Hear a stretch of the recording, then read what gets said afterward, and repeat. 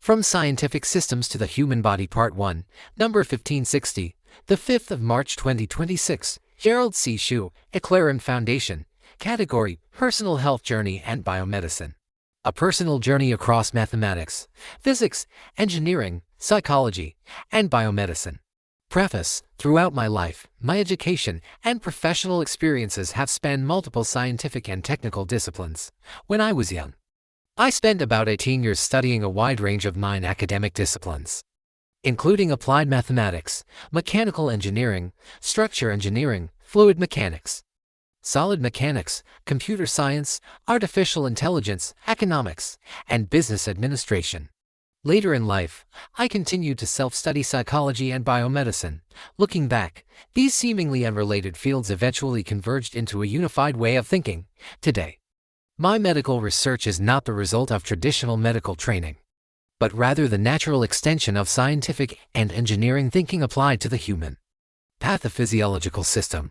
As a matter of fact, I have never attended any medical school. I have had no institutions, no professors, no classmates, no colleagues, and no patients in the medical field.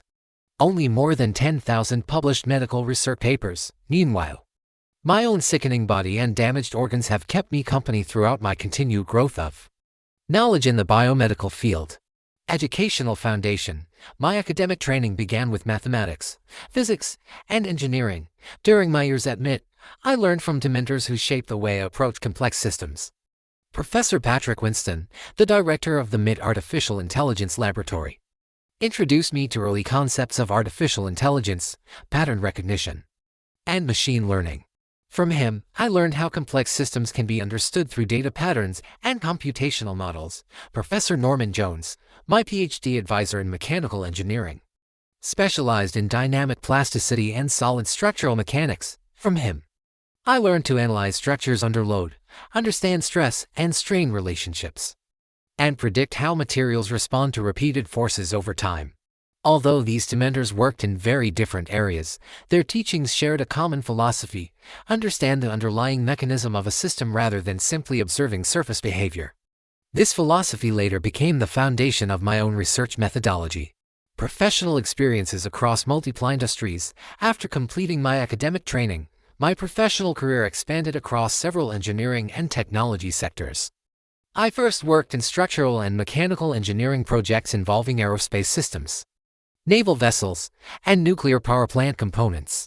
These systems required precise understanding of structural integrity, material fatigue, and safety margins under extreme conditions. Later, I became involved in the computer systems and semiconductor industries, where I helped develop advanced electronics design automation algorithms for integrated circuits. Semiconductor chips operate through billions of transistors and tiny wires which carry microscopic electrical signals that must be precisely controlled and synchronized. During this high-tech period, I also worked extensively in artificial intelligence algorithm development and computational modeling. AI systems analyze large data sets, detect hidden patterns, and generate predictive insights. Eventually, after 7 failed entrepreneurial attempts, my 8th startup company in Silicon Valley finally succeeded. That company grew into the most successful business venture of my career. During that period, I was also named the most successful Asian American CEO on the NASDAQ market. Choosing life over business. In summary, over my 3 decades of professional work, I dedicated 80% of my professional career to developing various engineering applications based on AI algorithms, computer software, and the laws of physics with engineering principles. The other 20% of my time was spent on pure engineering design tasks. Eventually, in 1995 at age 48, I acquired fame, power, and wealth, the top 3 priorities for most people. However, 7 years later in 2002 at age 55, I made what I believe was the smartest decision of my life. I sold my established high-tech company in Silicon Valley and walked away from the business world. Many people assume that the goal of business success is to continue accumulating more fame with influential power and more personal wealth. My perspective was different. I realized that continuing to chase larger business ambitions would eventually consume my personal health as well as my family happiness. Selling the company allowed me to secure financial stability and redirect my remaining life toward more meaningful priorities, my health and my family. In real life, An important question eventually emerges: how much money is enough beyond a certain point? Additional wealth does not necessarily bring greater happiness or security. What becomes more important are life purpose, personal health, family happiness, children's values and stability, and the ability to contribute something meaningful and useful to human society. Rather than continuously pursuing economic power or political influence, many extremely successful business leaders continue to pursue greater power and wealth. But this often comes with personal costs. Some lose family stability, some sacrifice their health, and others find themselves trapped in a never-ending cycle of competition and pressure. Some even become involved in corruption.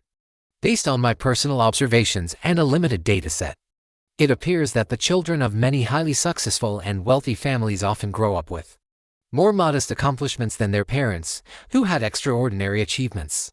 I have been very fortunate.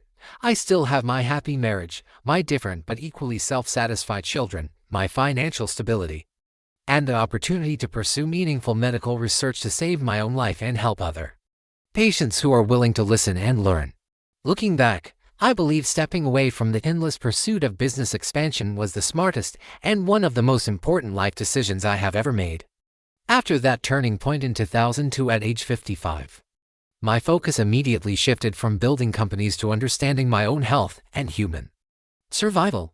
I moved from a financially focused path to a humanity-focused life path.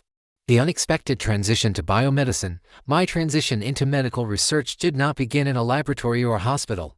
Instead, it began with my own chronic diseases. Mainly obesity, BMI over 31, and diabetes, glucose over 326 mg VL, and HbA1c over 13%. For many years, I lived with diabetes and its related metabolic complications.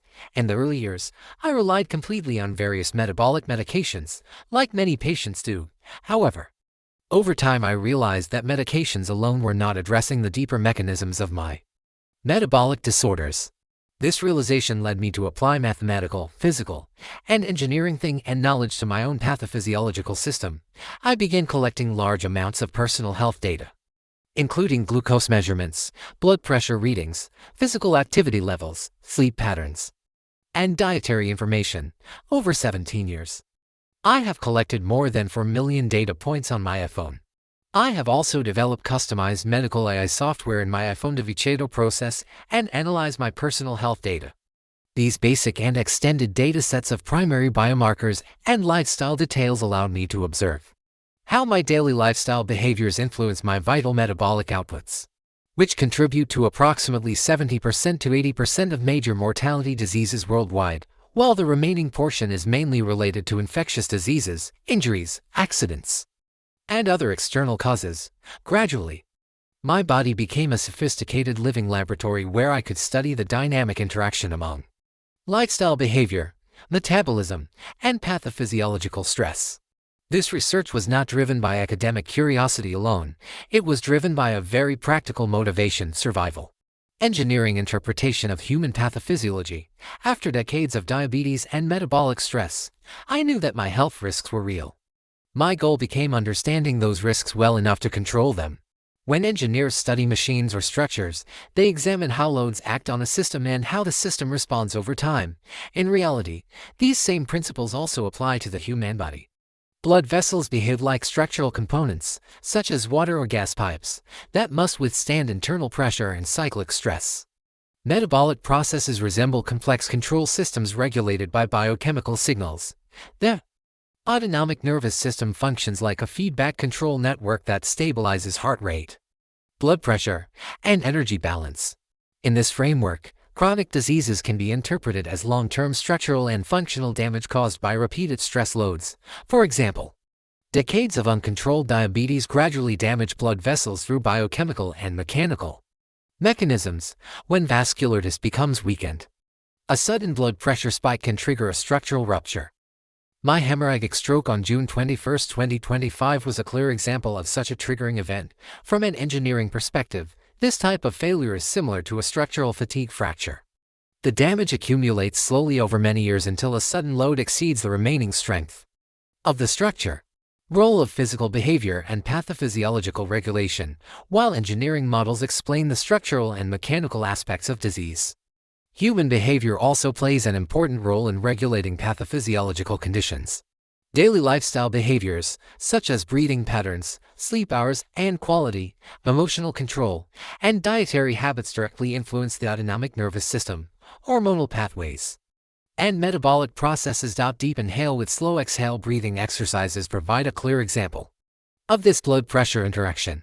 Breathing itself is a physical mechanism involving the mechanical movement of the diaphragm and lungs. This mechanical process influences neural signals in the brainstem, which then affect autonomic regulation and hormone release. A biochemical process. These signals further influence vascular tone and blood pressure through biophysical mechanisms.